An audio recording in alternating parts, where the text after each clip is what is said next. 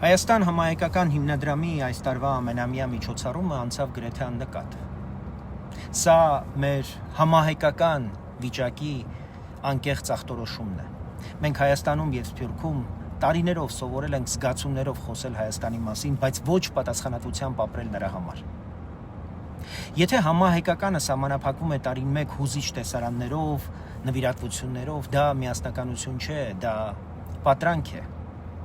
Հայաստանի անվտանգությունը պետք է դառնա համայն հայության ընդհանուր գործը։ Կարող ենք նորից սպասել, մինչև վտանգը կանգնի մեր դռանը, հետո հուսահատ փորձենք գիշեր ու զօր միջոցներ որոնել։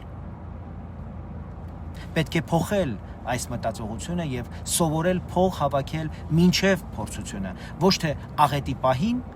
այլ ամեն ամիս մշտական ձևով, ով որքան կարող է առանց ցուցադրական աղմուկի,